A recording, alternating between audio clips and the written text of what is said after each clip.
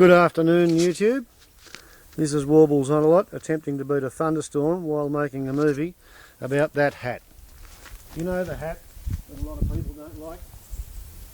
The one that people reckon is kind of too raggedy arse to be wearing? Well, the thing is, I like the hat. I have a reason for liking the hat, and I'm going to explain the hat. First up, this hat, as you can see, is a genuine Akubra. Akubra is the favoured brand for grass pirates, sheep warriors and cattle barons right across Australia. Akubra is also the favoured brand for green extremists, tree huggers and forest poets. The reason Akubra has such a wide appeal in Australia is because rabbits are a noxious feral pest.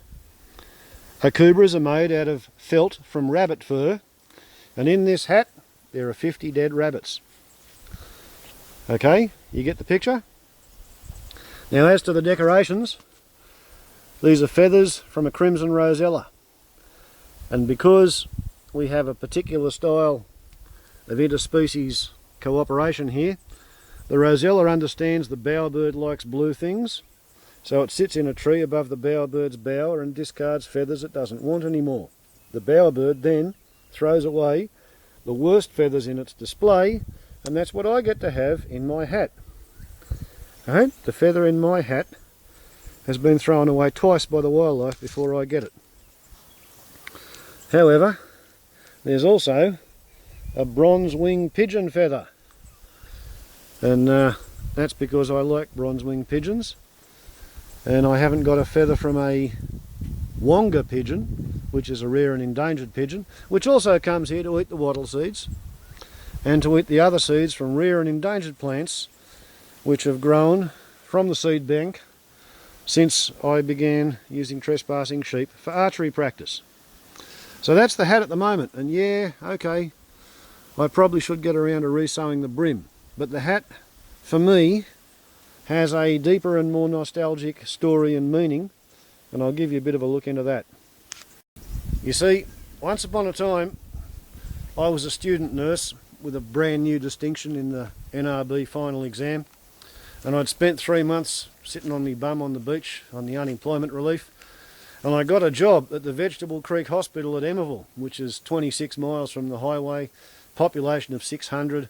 It's a tin mining town, and there I was getting a job there. So I'd shaved my beard off to go for the job interview, and I knew that the town was full of rednecks, so I wanted to try and blend in, you see, and I went down and I bought myself an Akubra so I could look just like a redneck.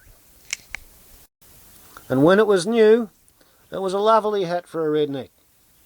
Now, this picture was taken using my own 5-power telephoto camera when I was at the Ben Lomond School Fete in 1985, and a friend of mine grabbed the camera when I didn't know that he had it in his hands or he knew how to use it. So that's the hat trying to disguise me as a redneck.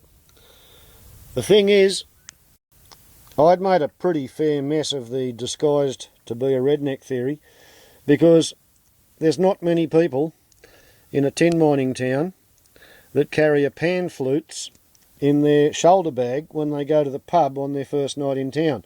So they knew I was not your average redneck, regardless of what style of a hat I wore.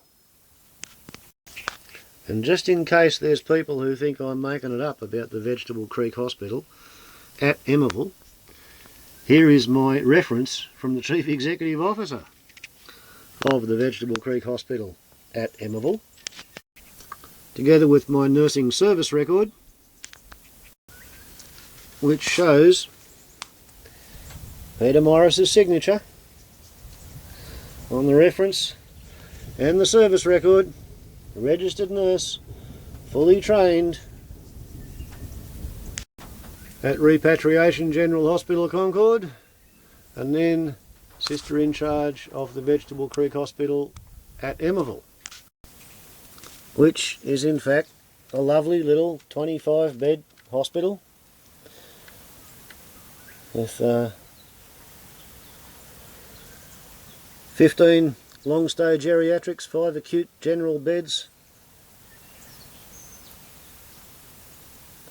a couple of respite beds, and a 1.5 bed maternity unit. Considering I started on the 4th day of the 5th month 1984, and I finished my training at Concord on the 13th of February 1984 with a favourable reference and a distinction in the NRB final exam. I pretty much proved at Concord and Vegetable Creek that the theory by Tamworth Base Hospital that I was not fit to be a nurse's bootlace because my time as a helicopter salesman just didn't fit their theory on what a student nurse should have in their mindset. So, although I've got photos and bits of paper and relics of my time as a nurse, including the stethoscope that I bought as a student nurse at the Concord Repat Hospital kiosk,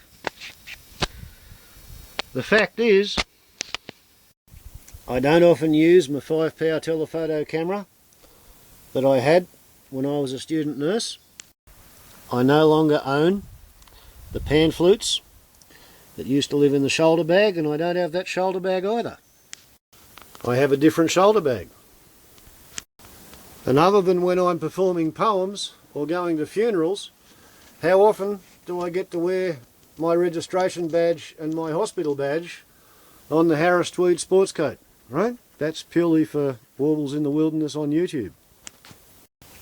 But the hat that I bought to disguise myself among the cattle barons, grass pirates and sheep warriors, that hat, well, it's actually still doing its job, alright? Now I might wear it on the back of my head so you can see my face when I'm on YouTube, but when I'm driving the car I wear this hat with the brim pretty low, and the theory is if I get a sudden light in the eye, either a reflection off some other vehicle or a structure on the side of the road, or I've come over the hill and facing a low angle sun, I've got the ability to block a sunbeam and still see the road because I've got a sun visor that's adjustable sitting above my eyebrows. So therefore, thus and because, Warbles on a lot is still wearing the old Akubra.